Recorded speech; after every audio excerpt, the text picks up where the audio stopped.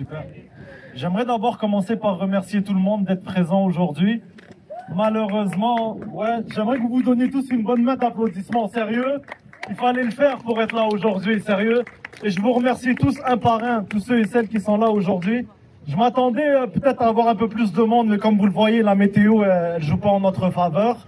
Je trouve ça déjà vraiment incroyable qu'on soit peut-être une cinquantaine de personnes ici en ce moment pour une cause qui me tient à cœur. Vous savez que moi, personnellement, pendant 8 ans que je me bats pour cette répression policière, cette injustice policière qui survient surtout dans nos quartiers où la majorité des jeunes sont brimés. Et puis moi, je trouve ça un peu dommage que l'individu, encore en 2025, doit se battre pour certains droits acquis sur lesquels on s'est battu tant d'années à avoir. Et ce qu'on voulait faire, c'était une marche pacifique, mais vu la météo, je pense que on va laisser les gens s'exprimer, ceux et celles qui veulent s'exprimer. On en aura pour une trentaine de minutes et après, je pense que ça va être bon. On va laisser faire la marche. On a quand même un côté humain. C'est déjà assez exceptionnel, comme je vous ai dit, le fait que vous soyez tous là ici avec cette météo. Et aussi, on est proche du jour du souvenir. Je ne sais pas si c'est une coïncidence, mais bon, tout ça aussi pour pas oublier qu'est-ce qui est arrivé au début de l'année à Abissaï Cruz. Mes salutations à toute la famille. Je vous envoie tout mon soutien. Vous avez toute ma force. On est ensemble. Aux jeunes Noran aussi, tout récemment. Vous avez tout mon soutien aussi. Moi, ça fait 8 ans que je me bats contre cette répression policière. J'ai divorcé, j'ai eu des problèmes de famille, j'ai perdu 3 emplois, j'ai fini à la rue, mais j'ai quand même persévéré, j'ai décidé de tenir mon bout et de continuer à me battre. Il y a une différence entre ceux qui parlent et ceux qui agissent. Et aujourd'hui, tous les gens qui sont présents ici, vous montrez que vous êtes prêts et aptes à poser des actions pour que les choses changent. Et je vous en remercie du fond de mon cœur. Donc, merci. Donc, j'aimerais commencer par Ted. Où est Ted? Ah, il est là. Il y a quelques mots à nous dire. Donc, je laisse la parole à Ted. Merci. Merci tout le monde. C'est joli, c'est l'hiver. Merci d'être là tout le monde, c'est très important. Donc, j'ai juste 3 choses à exprimer. Un, c'est que la police tue. La police tue tout le temps. On connaît les noms. Anthony Griffin, Marcellus François, Trevor Kelly, Kayim Registe, Freddie Villanueva, Sheffield Matthews, et ainsi de suite. Depuis 1987, la police à Montréal a tué 73 personnes selon les chiffres de Alex Popovic. C'est 73 personnes de des voisins, des membres de famille qui sont plus là. Et on sait que dans aucun de ces cas, le policier n'a été congédié ou envoyé en prison. Nous avons une institution au Québec qui s'appelle le Bureau des enquêtes indépendants, qui n'est pas indépendant. En anglais, on dit que c'est un chien de garde, mais si j'ai un chien de garde et mon appartement est volé chaque semaine, je pense à voir que peut-être le chien de garde est impliqué dans le crime. Mais le problème, ce n'est pas juste le BEI. Il y a des systèmes ailleurs qui sont un peu mieux que notre système, mais pas beaucoup mieux. Ce qui nous montre que la police partout au monde a le droit de tuer, la responsabilité de tuer. Une police qui ne tue pas n'est pas la police. C'est pour ça que nous avons un slogan en français, flic, porc, assassin. Flic, porc, assassin. Flic, porc, assassin. Flic, porc, assassin. Flic, porc, assassin. Flic, porc, assassin. Deuxième chose, la police terrorise. Alors que la police tue 1-2 fois par an dans notre ville, la police terrorise les communautés 24 heures sur 24, 7 jours par semaine. La police harcèle le monde, la police interpelle, la police abuse, la police donne des contraventions. Et évidemment, il y a certaines communautés qui sont plus terrorisées et ciblées que d'autres. Il n'y a jamais eu un moment dans l'histoire de Montréal ou de cette colonie de peuplement qui s'appelle le Canada que la police n'a pas été une source de terreur dans les communautés noires, autochtones et pauvres. C'est leur rôle. Police terroriste. Et c'est global. Et c'est pour ça que nous avons un slogan en anglais, SPVM, KKK, IOF, they're all the same. SPVM, KKK, IOF, they're all the same. SPVM, KKK, IOF, they're all the same. Troisième chose, la police est réformée. Je répète, la police est réformée. Depuis les années 80, à Montréal et un peu partout au monde, on a vu toute une série de réformes policières mises en œuvre. La police reçoit des formations multiculturelles et antiracistes. On embauche plus de policiers racisés, des femmes, des policiers LGBTQ. On multiplie des espaces d'échange et de partenariats entre la police et les communautés. Et tout au long de cette histoire, la police a continué à tuer et de terroriser les communautés. Les réformes ont augmenté la violence de la police.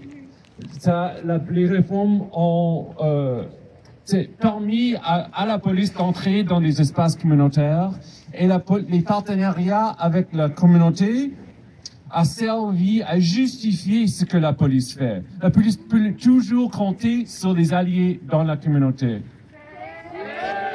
Donc, si on est en colère aujourd'hui, si on est en colère contre la police qui tue et qui terrorise, on est en colère contre une police qui est réformée. Donc, on ne peut pas, ici, revendiquer des réformes comme plus de formation, d'embauche de plus de policiers racisés ou des caméras corporelles. Je m'excuse. Ce qu'il faut faire et ce qu'on peut faire, c'est d'organiser pour réduire le rôle de la police dans nos communautés et surtout dans les communautés ciblées par la police. On peut s'organiser pour défendre nos voisins des communautés de la police, de marginaliser, de enlever la police de certains espaces et de mettre en œuvre des pratiques communautaires qui nous gardent en sécurité. C'est à nous de bâtir un autre monde avec de moins en moins de police et de plus en plus de justice, de solidarité et d'amour. On peut le faire, on va le faire. Merci tout le monde d'être là. Merci beaucoup, Ted. On va passer à Alexandre Popovitch. Est-ce qu'il est là? Oui, monsieur Popovitch, c'est à vous. On vous laisse la parole. Chers amis, j'ai une question toute simple. Comment ça se fait que le policier qui a tué Nouran Rezaï a toujours pas été mis en état d'arrestation pour meurtre au premier degré?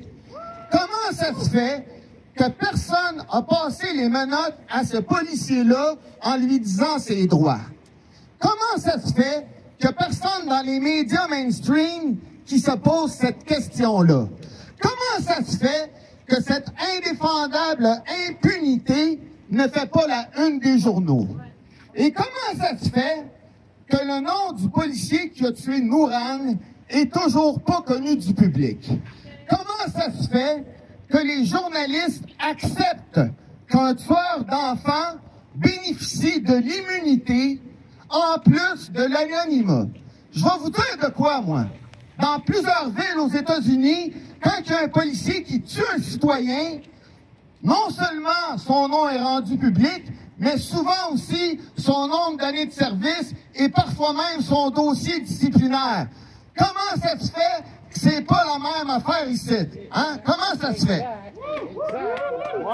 Évidemment, il y a des gens qui vont dire « Attendons la fin de l'enquête du Bureau des enquêtes indépendantes pour savoir pourquoi le policier a tiré Nouran. » Moi, je vais vous dire de quoi. Vous vous trompez. Vous vous trompez parce que l'enquête du BEI ne permettra pas de répondre à cette question-là.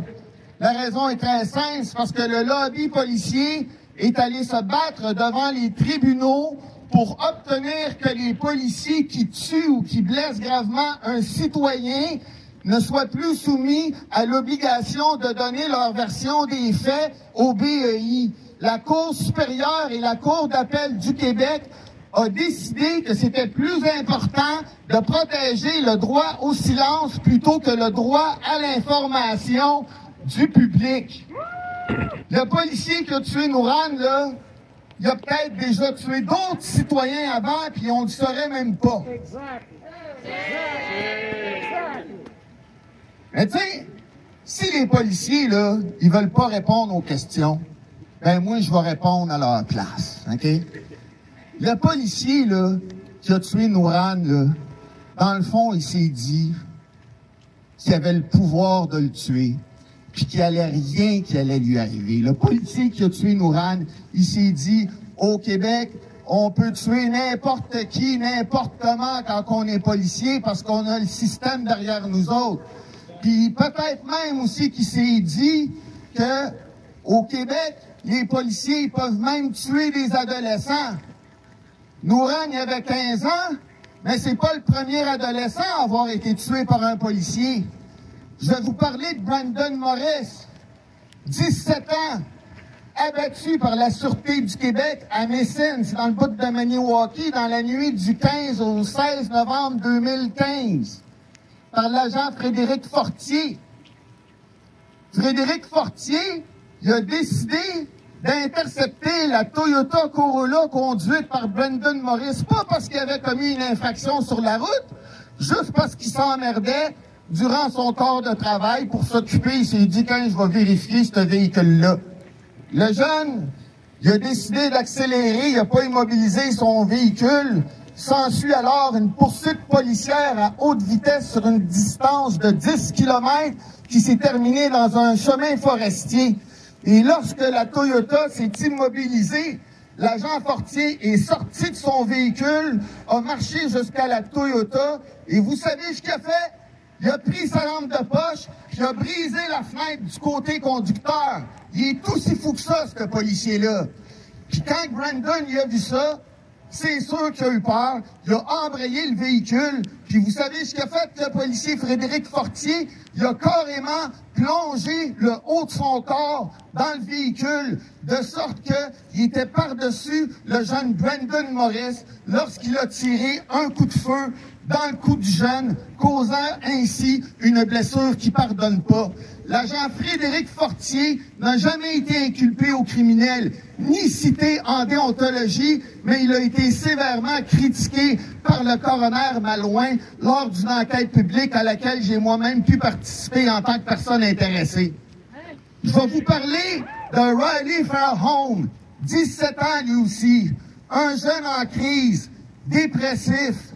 Une intervention policière à Lac-Brome dans la nuit du 24 au 25 juillet 2018. Oui, il y avait un gun à air comprimé dans les mains. Oui, les policiers ont pensé que c'était un vrai gun.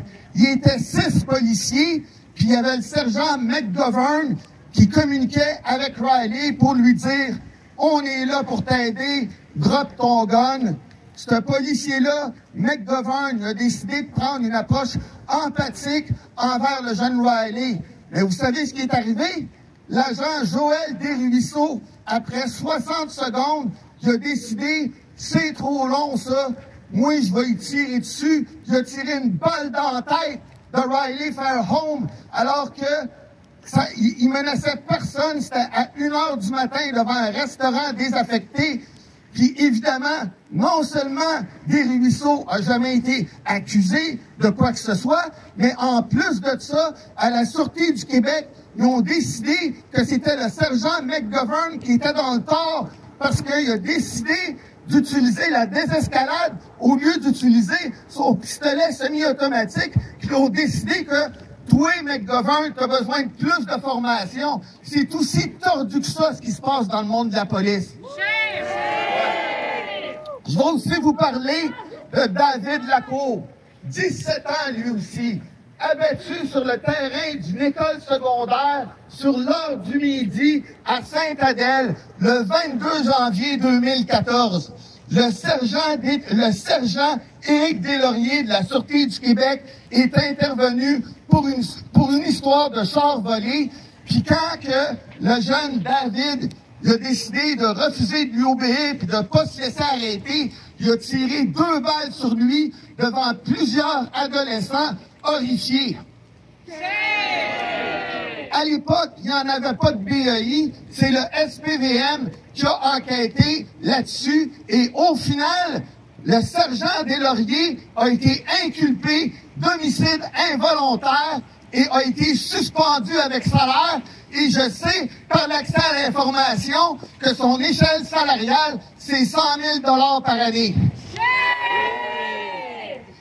Deslauriers, au procès, il est allé plaider la légitime défense en disant « J'ai tiré parce que le véhicule est en train de foncer sur moi. » Mais vous savez quoi? La preuve balistique a démontré que c'était un mensonge. Parce que quand Deslauriers a tiré, le véhicule n'était pas en face de lui. Non, non, non. Deslauriers, il était à gauche du véhicule.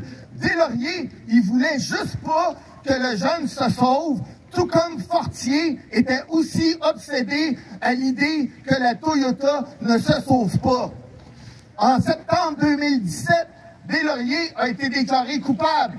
Et bien évidemment, il est allé en appel, de sorte qu'en janvier 2021, la Cour suprême du Canada a ordonné un nouveau procès. Et 3 ans plus tard, en janvier 2024, il a été acquitté à son second procès. Puis moi, quand j'ai appris ça, j'ai écrit au directeur des poursuites criminelles et pénales, le DPCP, je leur ai envoyé 3 pages d'arguments pour aller en appel. Vous savez ce qu'ils m'ont répondu? Ils m'ont rien répondu. Ils m'ont même pas envoyé d'accusé de réception. Alors moi, aujourd'hui, je dis honte au DPCP. Honte au DPCP parce qu'ils encouragent la violence policière en refusant systématiquement d'accuser les policiers qui font preuve de brutalité. Je dis honte au Bureau des enquêtes indépendantes parce qu'ils ont un parti pris pro-policier comme c'est pas possible. Je dis honte au commissaire à la déontologie policière parce que c'est une machine à rejeter des plaintes. Je dis honte à l'École nationale de police du Québec parce qu'ils forment les policiers à être brutaux et à tirer pour tuer. Je dis honte au gouvernement du Québec parce que c'est lui qui est ultimement responsable du DPCP, du BEI, de la déontologie policière et de l'École nationale de police du Québec. Puis en parlant de gouvernement, on vient de sortir d'élections municipales. Puis je vais vous poser une autre question. C'est qui les candidats et les partis politiques municipaux qui ont parlé de brutalité policière? C'est qui les candidats et les partis politiques municipaux qui ont parlé de profilage racial? C'est qui les candidats et les partis politiques municipaux qui ont parlé de l'explosion des budgets policiers? Je pense que poser la question, c'est y répondre. Mais je vais vous dire de quoi. Dans 11 mois, il y a des élections générales au Québec. Je pense que ça va être le temps d'aller voir ceux qui aspirent à gouverner la province, puis à leur demander c'est quoi que vous allez faire par rapport au BEI, c'est quoi que vous allez faire par rapport au DPCP, c'est quoi que vous allez faire par rapport à la déontologie policière, c'est quoi que vous allez faire par rapport à la formation policière. Mes amis, si on s'y met tous ensemble, ils n'auront pas le choix de nous entendre. Merci.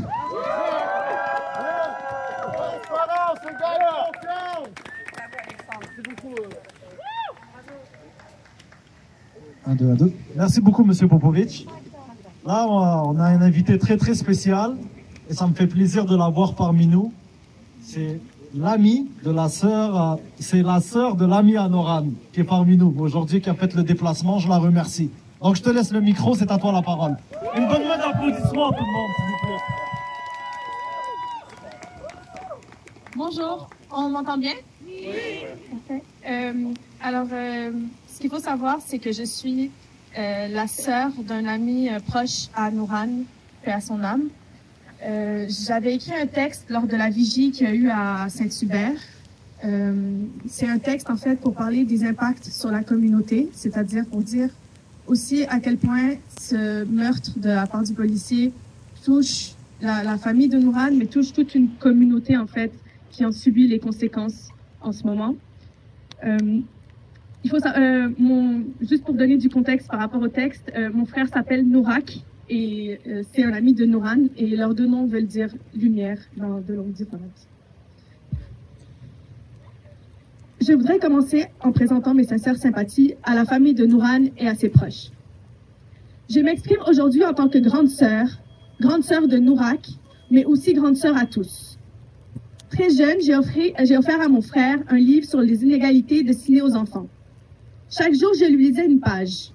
Je me disais que ça lui permettrait d'avoir un regard critique sur ce monde, d'être dans l'acceptation des différences d'autrui, mais surtout, au fond de moi, je savais qu'un jour, en grandissant, en devenant adolescent et puis jeune adulte, en tant que maghrébin évoluant dans le Québec actuel, il allait vivre du racisme. Il allait vivre du profilage racial. Je me devais de le préparer à ces réalités. Toutefois, malgré ces précautions, nous ne sommes jamais préparés à une telle tragédie, celle de la perte d'un ami si cher dans des circonstances aussi injustes. Nous ressentons tous l'indignation, car Nourane n'était qu'un enfant. La société se devait de le protéger. Jamais j'aurais cru qu'un jour, mon frère écouterait la chanson Fatigué de Kaza, et ressentirait chacune de ses paroles au plus profond de son âme. Car comme lui, et comme bien d'autres amis, ils ont perdu un frère. Maintenant, en tant que grande sœur de Nourak, mais grande sœur à tous, je me dois d'accompagner cette jeunesse dans un processus de guérison. Cette jeunesse à qui on a aussi volé l'innocence en leur faisant vivre un deuil aussi douloureux à l'âge de 15 ans. En étant ici, en honorant Nourane, en rappelant à quel point il a été un ami formidable, un frère aimant, un fils aimé, nous entamons tranquillement ce processus ensemble.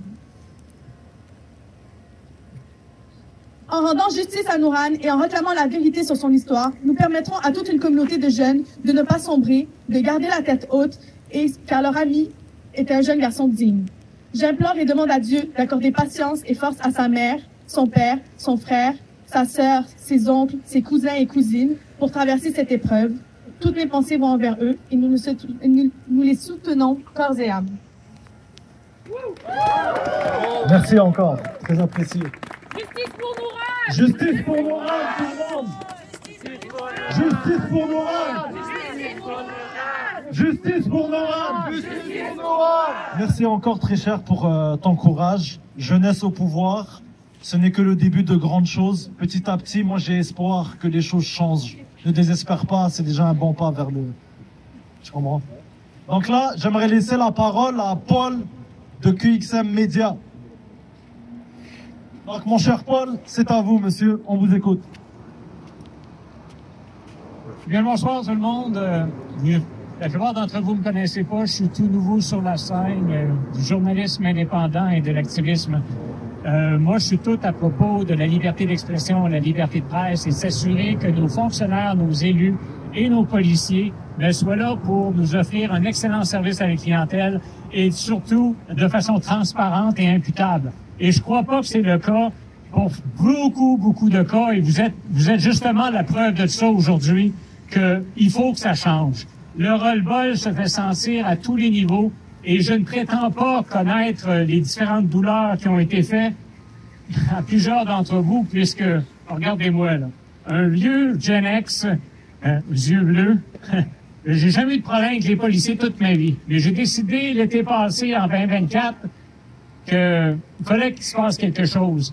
La liberté d'expression, la liberté de toutes les formes de liberté ont été bafouées depuis 2020 et même avant ça. Les exemples qui ont été donnés de tout ce qui est brutalité policière, il faut que ça change. Il faut que les policiers reviennent à protéger et servir, de se rappeler qu'ils ont 3 serments.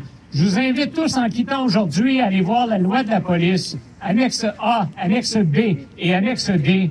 Ils ont 3 serments. Mais quand vous posez une question à un des policiers, de se rappeler c'est quoi les serments qu'ils ont pris et c'est quoi leur code de déontologie, ils sont pas capables de vous le dire. Pourquoi? Je sais pas. C'est au niveau de la formation, c'est au niveau du fait qu'une fois qu'ils sortent de Nicolette, ils sont influencés par les endroits où est-ce qu'ils arrivent. J'ai espoir, moi, que les personnes qui deviennent policiers, il y en a quelques-uns qui le font pour vraiment protéger, servir. Et ceux-là, il faut qu'ils deviennent nos alliés. Il faut qu'ils deviennent des éléments de changement. Il faut qu'ils deviennent des personnes qui sont là pour protéger et servir la population. Rappelez-vous. Abolition! La police et les prisons! Abolition! La police et les prisons! Abolition! La police et les prisons! Abolition! La police et les prisons! Écoutez, on va tous, et c'est ça qui est le fun là, présentement. La seule affaire qui est positive, c'est qu'il y a de plus en plus de monde qui vont être éveillés au fait qu'il faut arrêter de juste croire que l'autorité a toujours raison, qu'il faut toujours l'écouter. Il faut se rappeler que les policiers n'ont aucune autorité tant que vous ne commettez pas un crime ou que vous brisez pas un règlement. Zéro autorité. Zéro. Donc, si vous n'êtes pas dans cette situation-là, c'est eux le serviteur public et c'est vous le patron. Écoutez, moi, il y a beaucoup d'entre vous qui ne me connaissent pas. Je suis une nature, qu'est-ce que je dis?